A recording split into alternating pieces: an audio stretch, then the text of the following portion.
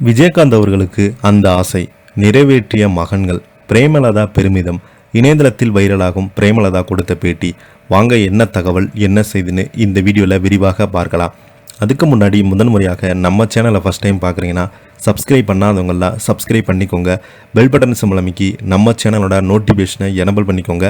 நாங்கள் போடுற வீடியோ எல்லாமே உங்களுக்கு உடனுக்குடனே வந்து சேரும். வாங்க என்ன தகவல்னு இந்த வீடியோவில் விரிவாக பார்த்து தெரிஞ்சுக்கலாம். ஹாலிவுட்டில் தவிர்க்க முடியாத ஹீரோக்களின் ஒருவர் தான் விஜயகாந்த் அவர்கள். அவர் உடல்நலக்குறைவால் கடந்த 2023ஆம் ஆண்டு உயிரிழந்து போனார். அவரது உயிரிழப்பு பலரையுமே சோகத்தில் ஆழ்த்தியது. மேலும் அனைவருக்குமே அவரை பற்றி அவர் உயிரிழந்த பிறகு பெருமையாக பேசி வராங்க. இந்த நிலையில் தான் தனது மகன்கள் குறித்து விஜயகாந்த் பட்ட ஆசை குறித்து அவரது மனைவி பிரேமலதா சமீபத்து பேட்டி ஒன்றில் குறிப்பிட்டிருக்காங்க.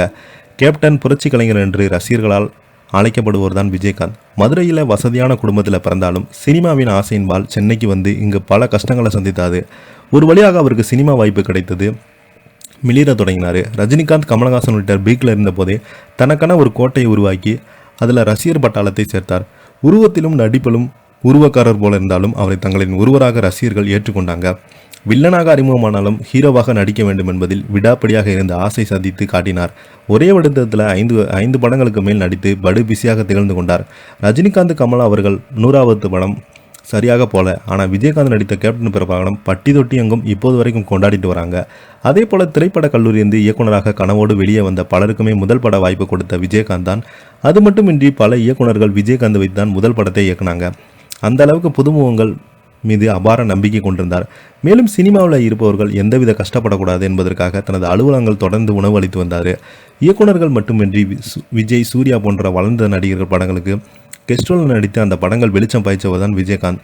இப்படி இருக்க அரசியல் நுழைந்து தமிழ்நாடு எதிர்க்கட்சி தலைவராக மாறினார். ஆனால் அரசியல் தளத்தில் அவர் சந்தித்த சில துரோகங்களால் அவரை சாய்ந்து போனார். அதன் காரணமாகவே உடல்நலம் ஏற்பட்டது.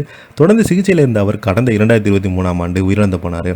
விஜயகாந்த் உயிர்ந்த எடுத்தது அவருடைய 2 மகன்கள் உருவான சண்முக பாண்டியன் படைத்தலைவன் என்ற படத்தில் நடிச்சிருக்கிறாரு. அதில் அவருடன் கஸ்தூரி ராஜா உள்ளிட்டோர் நடித்திருக்கிறாங்க. படமானது ஜூன் 13ஆம் தேதி ரிலீஸ் ஆக உள்ளது. கேப்டன் மகன் நடித்திருந்தால் இந்த படத்தின் மீது உச்சக்கட்ட எதிர்பார்ப்பு இருந்தது. அது மட்டுமின்றி இந்த படம் ஹிட்டாகி அவரது தந்தை போலவே சண்முக பாண்டியனும் பெரிய கதாநாயகனாக வரவழ வேண்டும் என்று ரசிகர்கள் வாழ்த்திருந்தாங்க. இந்த நிலையில் விஜயகாந்த் மற்றும் தனது மகன்கள் பிரேமலதா அளித்திருக்கும் பேட்டி ஒன்று சமூக வலைதளங்களில் வைரலாகி வருது. அதில் அளித்த அந்த பேட்டியில், நாங்கள் திருமணம் செய்து குழந்தை பெற்ற பிறகு விஜயகாந்தினிடம் நான் முறையாக படிக்கலை, நீ படித்திருக்கிறாய், 2 மகன்களையுமே படிக்க வைத்து பட்டம் வாங்க வைத்து விடு என்றாங்க. அதுதான் அவருடைய கடைசி ஆசாக என்று கேட்டாங்க. எனது மகன்கள் நான் தான் படங்கள் எல்லாம் சொல்லி கொண்டிருப்பாங்க, ஒழுங்காக படிக்கவில்லை என்றால் அடிவிலும். இப்போது பட்டம் வாங்கி விஜயகாந்தின் ஆசையை நிறைவேற்றிட்டாங்க என்று பிரேமலதா அந்த பேட்டியில் குறிப்பிட்டிருக்காங்க. இதை பற்றி நீங்கள் என்ன கீழே உள்ள கமெண்ட் பாக்ஸில் மறக்காமல் பதிவிடுங்க. இந்த வீடியோ உங்களுக்கு பிடிச்சிருந்தால் லைக் பண்ணுங்கள், ஷேர் பண்ணுங்கள். நன்றி.